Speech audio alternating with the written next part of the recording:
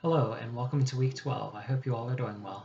This is the module I'm sure some of you have been waiting for. We'll take an in-depth exploration on some of the different AAC devices available on the market.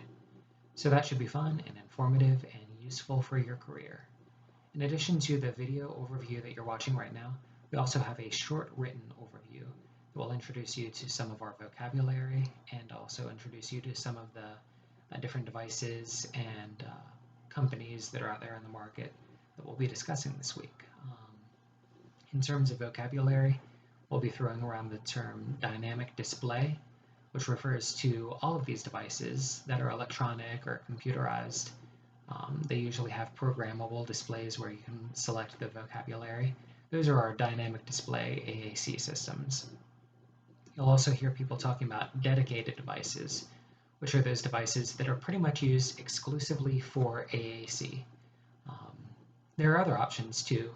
Some things like Proloquo to go work well with iPads, but iPads aren't dedicated devices. They can be used for a variety of other things, whereas other devices are pretty much just AAC. And there are advantages and disadvantages to both. That's something that you'll have to get a feel for, and if you have any questions, you can reach out to us. But let's check out some of those videos later on. And as you can see, our schedule this week is pretty straightforward. There will be 6 videos for you to watch, and then you will have a short activity to demonstrate your understanding. All of those are found here in this red link, Dynamic Display Exploration, Videos, and Activity.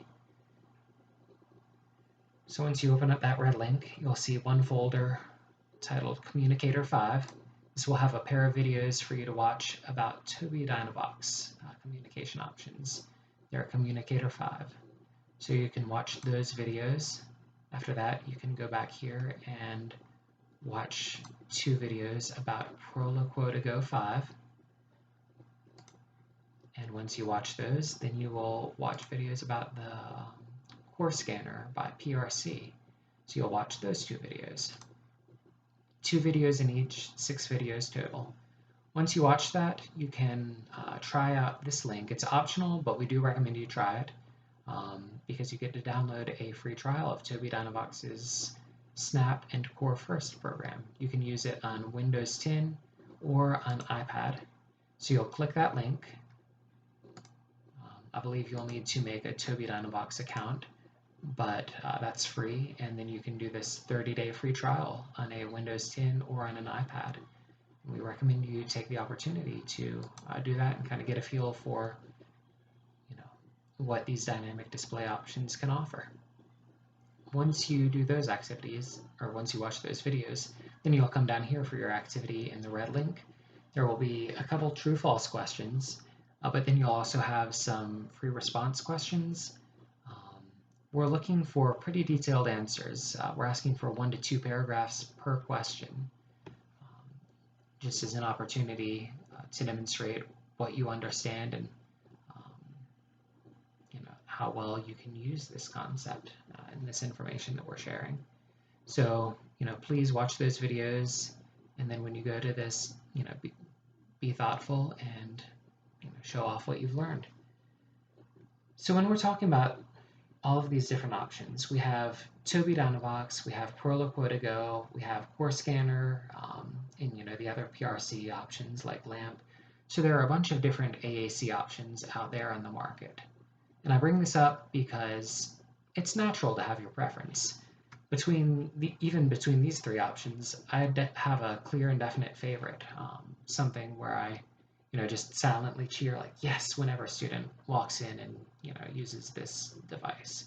I definitely have my preference, but it's important for us as educators that we can't let our preferences get in the way of what works for the students.